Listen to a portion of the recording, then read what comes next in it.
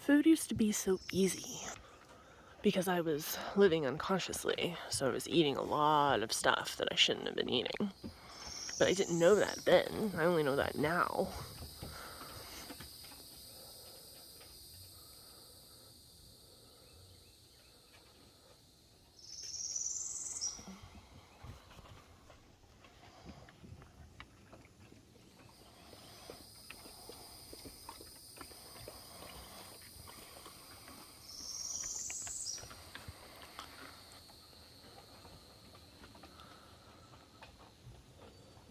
The other day I was at Mom's. Mom's house is like really small. So if you're anywhere in the house and she's cooking, you can smell it. So she made steak and baked potato and sat right next to me and ate it because it's a small house. There's nowhere else to sit, you know. And usually these days the smell of meat makes me sick. Like I can't be in the room if you're gonna cook bacon, I have to go. But that steak made me hungry. Sometimes being a vegetarian means that you still crave the flesh of the innocent, which is what I call it. But you have to fight your cravings.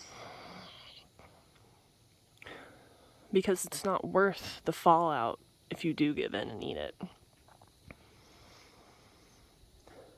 When I was eating meat, I had a constant stomach ache and I always felt awful. I swear my stomach hurt from the ages of 5 to like 28 or so. I had so much anxiety. I was super angry. I don't know if that's just because I was still like a kid or what. But since I've stopped eating meat, I'm way more mellow.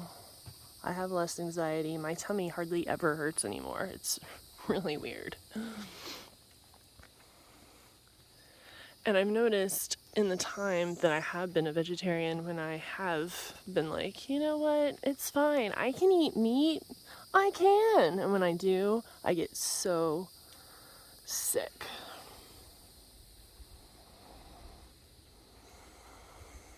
What occurs in the bathroom, I call it doom and sludge. It's the same thing that happens when I get grief tummy, like when somebody dies and I'm super sad, so then it makes my tummy all, ugh. I call it grief tummy.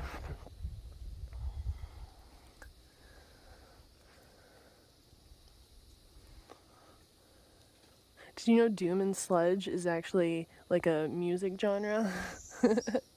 Ever since I discovered it, I was like, that sounds like something that would happen in the bathroom.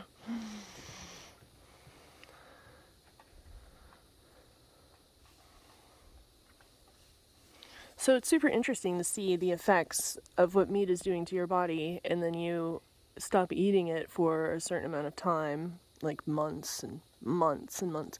And then if you do happen to eat it again, it's interesting to see the effects that it has on you.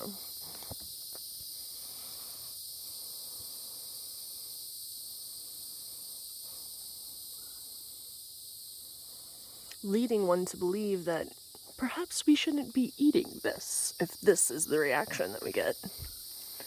Whereas if you can eat like a salad or drink a smoothie, all vegetables and fruits and good stuff, and then you don't get sick, your food isn't supposed to make you sick. If your food is making you sick, then you shouldn't be eating it. Like, Mom refuses to admit that she's lactose intolerant, even though she is. And every time she drinks milk, she gets sick.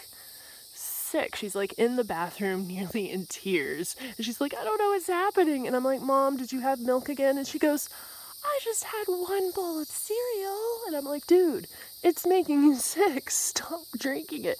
Or find some sort of milk alternative. That's what I'm working on now, going totally dairy free. I've been kind of like toeing around it. I mean, I didn't, well, yeah, I guess I actually did give up meat overnight, and then it was like a struggle to keep it up as my body was transitioning, but from being a meat consumer to a plant consumer,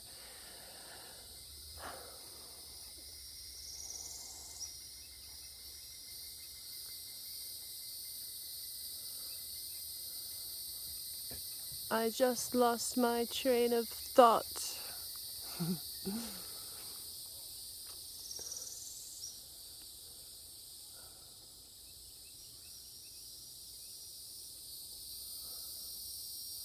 Right. Your food is supposed to make you feel like you have energy, like you're full, like it's not supposed to make you feel angry and tired.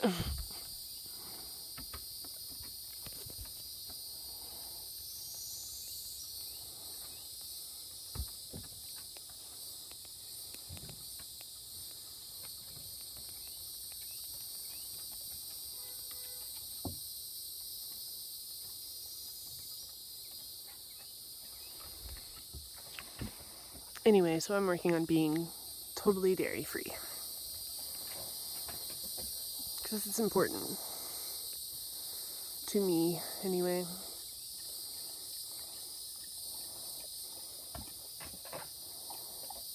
The biggest challenge, I think, is going to be giving up chocolate. Milk chocolate. I mean, we could have dark chocolate, but dark chocolate tastes, like, bad.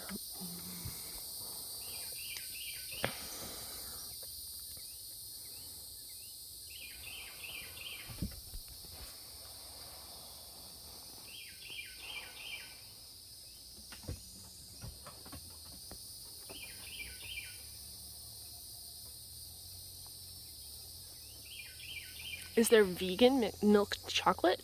Maybe. We'll have to look it up.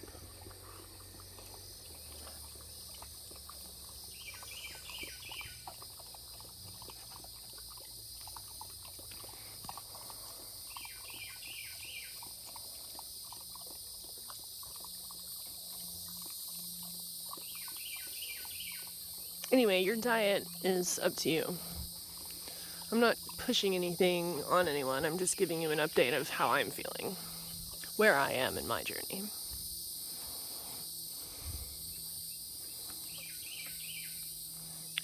I do feel this narrative of eat the meat is good for you, needs to stop because it's a lie.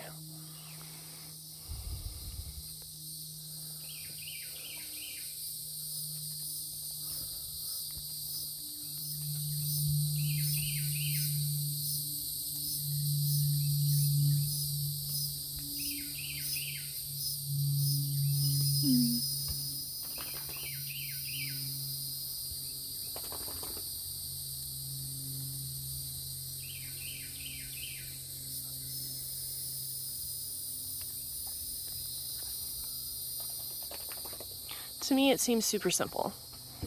Just imagine all the animals that are slaughtered for their meat and their fur and all the other reasons that they get killed to appease humans. Just imagine, instead of animals, they're humans. And humans are being slaughtered and skinned and eaten, and chopped up, and other awful things happening.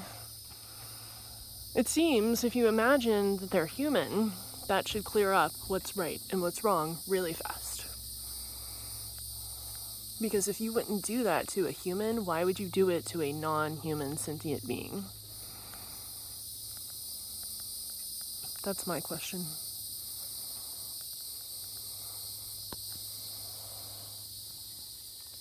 And if the answer is God said, well, my follow-up question becomes, then why do they feel pain and fear? If they're meant to be killed for food, why do they feel it? Why are they aware? It seems super sadistic to me to make that decision. And then be like, oh yeah, they're not human, so it's totally cool to kill and eat them. I don't get it. But then again, I'm on a path in which I eventually, hopefully, want to get to the point where I can survive on water and sunshine. People say it doesn't happen that way. It's not true, but there are people that can sustain themselves on that. They're usually like way more disciplined than I am and whatever. But if it can be done, I want to try it. Because honestly, I don't like eating plants.